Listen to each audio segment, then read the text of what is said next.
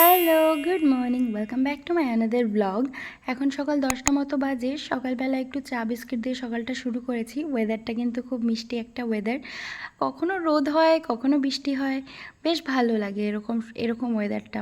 আর এই ম্যাগনেট বোর্ডটাতে না আমি ডেইলি এরকম কিছু না কিছু লিখে রাখি, কেননা আমার যে ব্যাড হ্যাবিটসগুলো আছে বা যে হ্যাবিটগুলো আমার ইমপ্রুভ করা উচিত, সেই কারণে আমি একটু লিখে রাখি। যদি এগুলো দেখে একটু ইমপ্রুভ, হয়তো 100%-এর মধ্যে 20%ই হয়, বাদ বাকিটা আর হয় না, তবুও চেষ্টা করি একটু লিখে রাখার।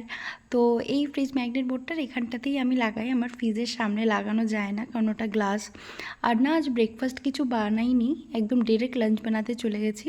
তো আজ হচ্ছে যেদিন যেদিন আসলে আমার একদম লেজি ডে যায়, যেদিন কিছু বানাতে ইচ্ছে করে না, কাজের ব্যস্ততা থাকে না, সেদিন একটু চিকেন, ডাল, সিম্পল ভাত এরকমই হয়। আর বিকেলবেলা চলে এসেছিলো আমার রুমে রাউটার বসাতে।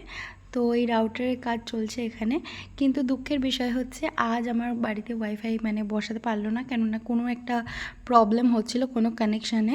তো তারা বললো পরশুদিন তারা এটা লাগিয়ে দিয়ে যাবে। তো কী আর করা যাবে, একটু মন খারাপ হয়ে গেল। তারপরে চলে গেছিলাম একটু চা বানাতে।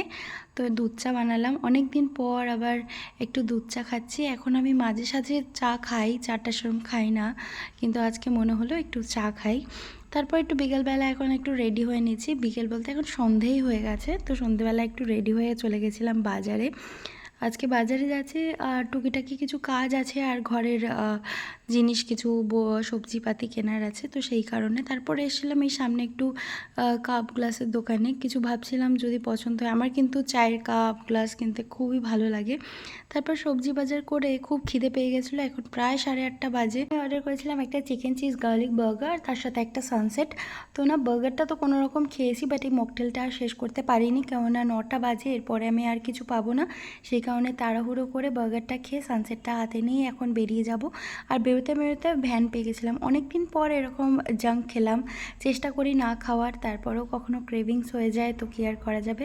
বাড়ি এসে বাজারগুলোকে, সবজিপাতিগুলোকে না সব এরকম এয়ারটাইট কন্টেনারে করে রেখে দিচ্ছি। এগুলোতে রাখলে না অনেক দিন সবজিগুলো ভালো থাকে। আর জল না লাগালে সবজি কিন্তু তাড়াতাড়ি পচেও না, আর অনেক দিন ভালো থাকে। লঙ্কার বোটাগুলো ছাড়িয়ে রাখলে, ছাড়িয়ে যদি রেখে দিই তো খুব ভালো থাকে। তো এই টিপসটা আমি ফলো করি, খুবই কাজে দেয়। আর তোমরাও চাইলে এরকম ফলো করতে পারো। আর এই কন্টেনারগুলো আমি মিশো থেকে কিনেছিলাম, একবারে 6টা সেট এসেছিলো। আর বাড়িতে এসে তারপরে আসার পথে আবার গাছও কিনেছিলাম কিছু। তো সেই গাছগুলোকেও আজকে টবে সুন্দর করে সেট করে রাখবো। আমার না যখনের কাজ তখন করে রাখতেই ভালো লাগে। এখন আমি যদি দিনের বেলা আমার সময় হবে না, সেই কারণে আমি এখনই সব কাজগুলোকে এক এক করে সেরে রাখছি। আর এই যে জারটা দেখছো, এই জ্যামের জারটা খালি ছিল, সেই কারণে এই জ্যামের জারের মধ্যে একটু জল দিয়ে এই মানি প্ল্যান্ট গাছটা এনেছিলাম, জল দিয়ে। আর এই যে পাথরগুলো, এই পাথরগুলো না আমি একবার সমুদ্র সৈকতে ঘুরতে গেছিলাম উড়িষ্যাতে আমার মাসিদের সঙ্গে, তখন এগুলো আমি কুড়িয়ে এনেছিলাম। তো সেটা দিয়ে একটু জল দিয়ে এরকম করে রাখলাম, দেখতে ভালো লাগে। এটা আমি স্টাডি টেবিলে রাখবো। আর এখানে যত গাছ আছে একটু মাটি খুঁচিয়ে দিয়েছি, আর কিছু গাছকে নতুন টবগুলোতে সেট করে দিয়েছি। তো এই ছিল আজকের ভিডিও।